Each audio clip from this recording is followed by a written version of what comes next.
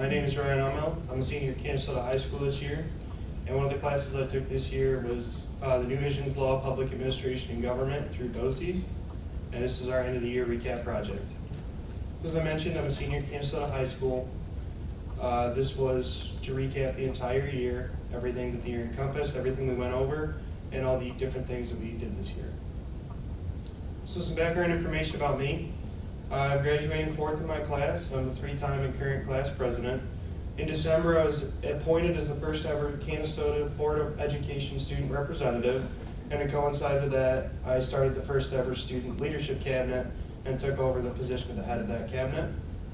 I've been in National Honor Society, National Junior Honor Society my entire high school career, and for the last few years, I've been the starting middle infielder for the Canastota varsity baseball team. All 4 years of high school, I was awarded the Center State Conference Student Athlete of the Year award recipient. In 2019, a couple of friends and I were called up a little early to junior varsity baseball, and as a thank you for that, we were awarded a Rookie of the Year award from our coach. And in 2012, I was a Canastota Little League champion. I have not won a sports championship since then.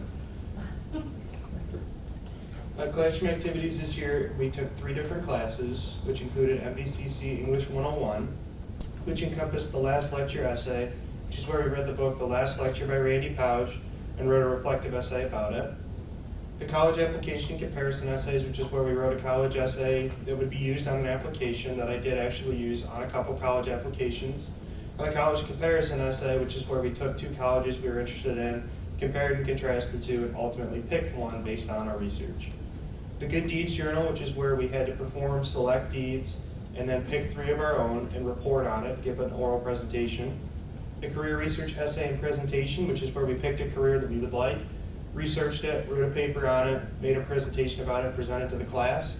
And our position final paper, which was a 12-page paper about a controversial topic, we had to perform research on, were given 2 months to do, and then we wrote 12 pages on the topic. That was our final project of the year for English. For MVCC American National Government, we wrote the Constitution essay as well as the Bias in the Media project, which I thought was really fun because it kind of led to an exploration of how biased media can be and how to search for bias in media, how to search for true news, and how to search for somebody's opinion. Exploration in county, state, and federal government, which is where we went in and talked about the different branches of government, what they encompass, what they do, and why they're different and how they work together. The State of the Union address, which is where we listened to President Joe Biden's State of the Union speech, and then wrote a reflection on it, our opinion on it, and what we think the new year will hold for him. The debate, which is where we were partnered up with somebody in class by our teacher, and then with that person we agreed upon a topic and debated on it in front of the class, and the class got to vote on who the winner of each debate was, which I really enjoyed that project. I thought that was really fun. And then the economics project, which is where we were partnered up with somebody in class by random, and we had to take the career that we chose in our career research essay, put a salary together, put a household income together, perform taxes, calculate income tax, calculate expenses like housing and food and cars and insurance, which I thought was really cool because it led to real world experience of how these things really work. And then the final class of the year was New Visions Law, Public Administration, and Government. We did things like the resume essay, which is where we wrote a resume in CTE format, which I actually did end up using on a couple job interviews and college applications. The Chairman and Board of Supervisors interview, which was one of my favorite things we did this year. We came right here into this room and interviewed the Chairman of the Board of Supervisors, Mr. John Becker. Went around a round table and were able to ask different questions to him, where he told us how he got the job, why he wanted to do this job. And then later on in the year, we were able to come in, we were assigned a board member, and we were able to interview them one-on-one, talk to them about their experience and ask them questions. We also did internships and job shadowing, which we'll get into in a little bit. Those were the big projects this year, and those ran from January to April. The resolution mock board meeting, which is where we were all able to draft our own resolution, come in here and run a mock board meeting with volunteers from Madison County serving as board members. And right before Christmas break, we all went into a jury trial, and even though the defendant pleaded guilty and took a plea deal, we did end up getting to see jury selection in real life, which was kind of cool to see. So the EN 101 position paper, which was our final project paper of the year, my topic was big game or trophy hunting, which I believe should be legalized after my research. The reasons behind this would be an increased tourism revenue for areas lacking in revenue, such as South African countries or countries in the Middle East that house some of these trophy animals, where this could be a very big source of income for them to charge people to trophy hunt. The reduction of inhumane and illegal practices. If you legalize certain hunting practices in these third world countries or trophy hunting countries, you're able to increase the amount of areas that people can hunt legally and follow guidelines and follow restrictions rather than just unregulated hunting in areas they shouldn't. Population control and protection of native populations from apex predators kind of go together. Right now there are areas where there isn't enough food to feed all the predators because there's too many predators and they don't have anybody to control them. So if you continue to use regulated trophy hunting or big game hunting, you're able to control the populations of the big game predators and maybe help them out as well, because without food they won't survive very long. And as I said, it encourages hunting rather than poaching. It encourages proper technique rather than just going in and using inhumane practices. We did a couple of tours this year before we were able to do our internships. Madison County Solid Waste, we actually got to go up to the Madison County landfill and ask a worker there about what they do, and she showed us all around the landfill, all their different areas. Madison County Sheriff's Office, we went to the Sheriff's Office. They showed us their evidence room, and then they showed us their impound lot, which was kind of interesting because they had a vehicle there from a case in our hometown involving a missing girl, Lizzie Garrow. So it was kind of interesting to see that car from a case that we had all known on that lot. The Highway Department, which is where I ended up doing my second internship, the deputy superintendent there took us around the facility as well as let us ask him questions about his job. The Madison County Career Center, Attorney's Office, and Mental Health all were roundtable style. We went in and asked a couple employees there about their job, their experience, what they do, and then we had the opportunity to ask our own questions.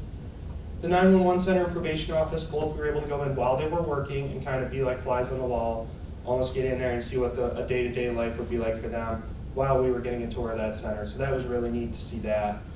The Public Information Office, they came into this room right here, same roundtable style. We were able to ask more questions as well as they gave us a presentation. The clerk and historian, we were able to go into his, Mr. Mike Keppel, the clerk's office, as well as the archives in the basement. He gave us a tour of those. Those were 2-day tours. We were able to go through all the different things that he encompasses. Madison County Emergency Management Office, we went into their office. They gave us a tour of their office. That was the same day as the 911 Center. The Youth Bureau came to our classroom and gave us presentations there, as well as gave us the opportunity to ask us questions there. The Veterans Affairs Office, we visited them. We also visited the Planning Department. Same thing, we were able to ask them questions.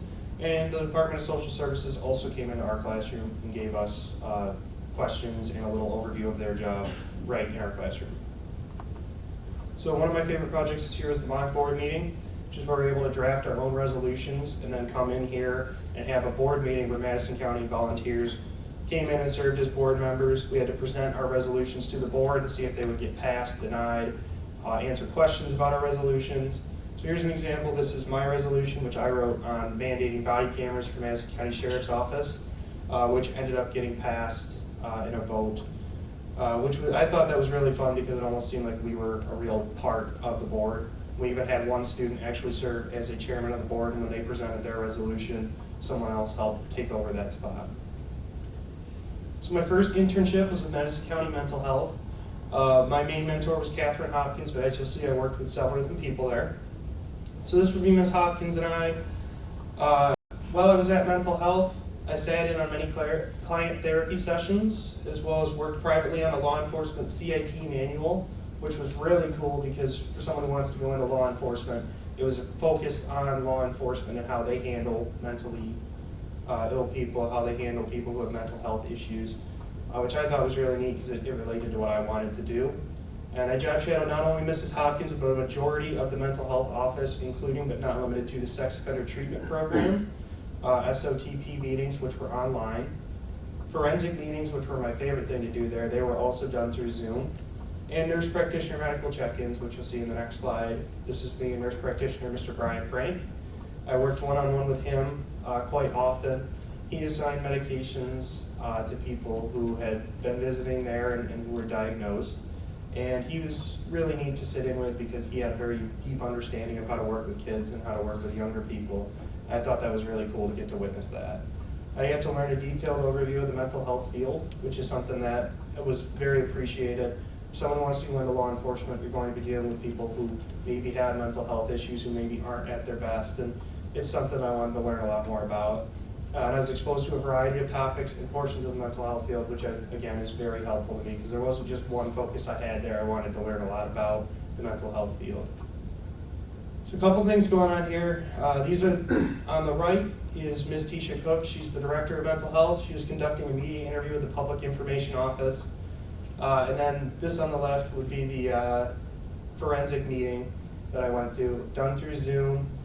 These are the three people that were always on there. This is Brittany Todd, Aaron Hall, and Hannah Midler, who were three therapists there, who were really, really accepting and open to me to go in and job shadow them. I really enjoyed doing the forensic meetings. That was probably my favorite part of being there. It was a very relaxed environment. You kind of got to relax for a little bit, get to see these Zoom meetings. And eventually, once I started being there a little longer, they would talk about the same clients and talk about the same people, and it was almost like I got to see their progress go through. So that was really, really cool to get to see as we went on, more and more progress by some of these clients. And most of the clients there were working with Madison County Probation, which they were unable to make any of the meetings I attended. But normally probation would be there. A lot of the clients talked about at these meetings would be convicted sex offenders or people otherwise convicted of crimes that were working with probation. So I really enjoyed those meetings. That was definitely my favorite part of working at mental health. So some takeaways here. This was me sorting some office supplies for Ms. Hopkins. She was getting ready to go on maternity leave. There were some days where I had downtime, so she would help me, or she would have me help her get her room ready. So to help advance my understanding of individuals in need, which is a big thing for somebody who wants to be a police officer, is getting to learn a lot about how to deal with people, why people do the things they do, how to act, when people aren't acting certainly out of the way they normally would. And the other cool thing that I really got to see there was that there's always a backstory to why people act the way they are, and you don't always get to see that backstory. So working at mental health allowed me to really open up and see that backstory and see the reason behind the why people were acting the way they were. So I really enjoyed that, and it really deepened my understanding and helped further my interest in law enforcement. So my second internship would be with these three gentlemen at the Madison County Highway Department. And from left to right, we have Mr. Jacob Wall, Mr. Brandon Burns, and Mr. Brad Newman. So at the Highway Department, it was more hands-on, like I was a fully fledged intern to Mr. Newman. We went out on culvert inspections and surveying projects very frequently. And this one here pictured is Mr. Burns and I working on a driveway permit approval, which is where you walk from the center point of the driveway until you can no longer see the driveway, put the cone down in the center of the road, and if you can see the top of the driveway from there, you walk this little wheel back to the driveway and it measures the distance in feet. And you have to be so many feet apart in sight distance in order for your driveway to get approved. And this one was double the length of what it needed to be approved, so this one did get approved. A couple photographs here from the Highway Department. This is our grade all machine, and it does help re-ditch when we need to improve ditching. This would be our setup when we have to park on the side of the road. You can see we have a couple cones down as well as the lights on in that van. This was the vehicle that I was in the most of the time. Each vehicle is signed out to a certain department there. This was signed out to the office. They also had another truck signed out there, but I was majority of the time in that Suburban. And on the very bottom would be an aluminum box culvert that we replaced last year before I got there. As you can see, it was very brand new. Opened a lot wider than the water flow to allow water to flow better and not cause stack-ups or floods on the road. A couple more photographs. This is the old salt head in Morrisville from their old location. As you can see, it's not quite up to date as compared to the multi-million-dollar project they did a few years ago. This is the brand new Brown Road facility in Morrisville. Absolutely beautiful facility. I got to visit a couple times, and that's where most of the higher up work comes from, is over in that Madison County office. For example, the highway superintendent, Mr. Wazinski's office, is over there. And then this would be how we measure out culvert sizes. I would grab one end of this tape measure, and Mr. Burns or Mr. Newman would grab the other end and walk to the other end of the culvert and measure it out in feet. And most of the time we would either round up or down to the nearest 5 to make sure that we were able to estimate the proper distance for an improvement. So this would be how we label when culverts need to be replaced. As you can see, this is replaced with 15-foot high-density polyethylene times 60-inch diameter. So this would be a culvert that needs to be replaced next year. As you can see, we need to replace it with a bigger size and a different material so it doesn't degrade as easier and it's better for water flow. On the top is the oldest bridge in Madison County, which has caused some controversy because it is more than likely in need of replacement instead of repair now. And a lot of people do want to keep it the way it is, but it's just quite not safe where it is right now. So Mr. Newman was telling me they're in a very tough position in terms of deciding what they need to do next with that bridge.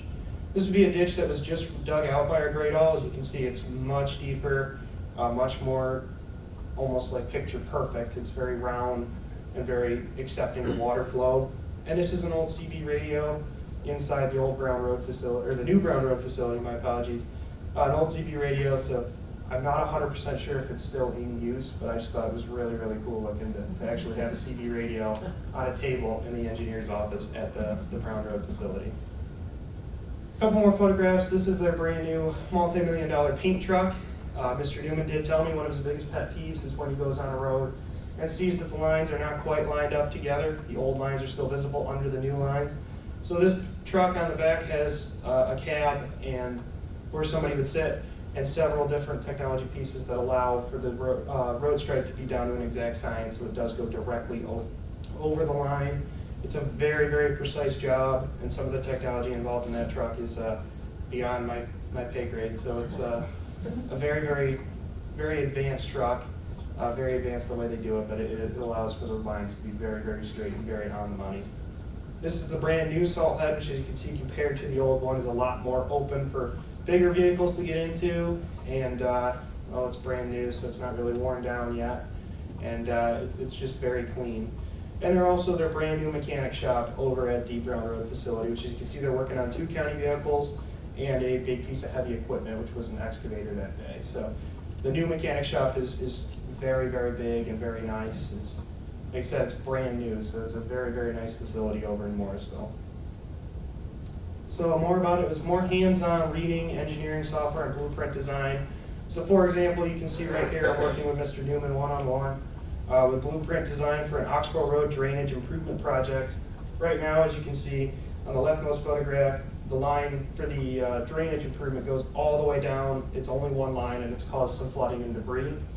But on the right, you can see we're installing a cross culvert to allow the water to flow right into the stream, as well as aid that other side so that it doesn't cause more flooding, more debris, and more stack up in coming years. This is another ditch that was dug out by our grade all right on Oneida Valley Road. On the other side of the ditch that I showed you guys earlier, this one was also just dug out by our grade all machine when I took that photo. Part of the internship was allowing you to assist, measure, inspect, and design, which was really nice. It allowed me to get some hands-on experience as a civil engineer and get to see what they do, but also have him say, all right, today I'm going to have you do this, today I'm going to have you do that. And you know, while he would be right there looking over my shoulder to make sure it was all correct, it was really nice and it felt like I was a real employee there. And I also signed with the Madison County Highway Department to flag for them starting June 27th. So some takeaways from the Highway Department. This right here is a lead detector. We had to find lead pipes and lead wire at the old facility because they are destroying the old facility. So we had to mark it out so that they didn't blow that up. Lead is a very dangerous toxin and you can't blow that into the air. This would be another image of the tape measure. I believe we're measuring out a culvert while it's still in the ground, or while it's still above ground before it goes in. So you can see it just goes right off of the wheel, and then whoever's on the other side measures it out with the other side, and then I just reel it back in. So it was a truly hands-on experience and allowed us some career opportunities. For example, I'm going to study civil engineering in college because I really enjoyed what I did there. I felt like a real employee there. It really felt like, you know, it wasn't just an internship, it was more. By the end of it, it was almost an expectation that I would go there and do some work for them. And it led to a knowledge and understanding of basic public works, maintenance, and blueprint design, which really interests me is road and bridge design. So to get to see some of that hands-on was really neat. Future plans, I want to attend Mohawk Valley Community College to study general studies and play baseball. With my high school credits, I can graduate in 1 year. After that, I want to go to Clarkson University to study civil engineering and become a New York State trooper. You need a bachelor's degree to become a trooper. And eventually achieve the rank of lieutenant, and if that doesn't work out, I'd really like to do civil engineering with the state DOT or highway. This quote, "Life is like riding a bicycle, to keep your balance you must keep moving," by Albert Einstein. I really thought it related to the work at the highway department because we did run into some issues with our Oxbow Road drainage improvement project. There were some water lines that we weren't sure of, and then there was some cell lines that we weren't sure of. So we kind of had to go back and adjust a little bit and adjust this. And it was kind of neat to see that we didn't just start from scratch. We went in and just made improvements as needed. So I really thought this quote applied to it because it was we didn't just go right back to the beginning. We kept moving and we kept moving forward. Even if it was 2 steps forward and 1 step back, we found a way to get around whatever obstacles were thrown in front of us. And I'd just like to say thank you to Ms. Cook and Mr. Newman, who are here today, for allowing me to intern with them, as well as Mr. Rocco for putting on this class, and everybody who helped organize the internships. It was a really enjoyable experience this year, and I'm very thankful to have gotten with both the highway and mental health departments.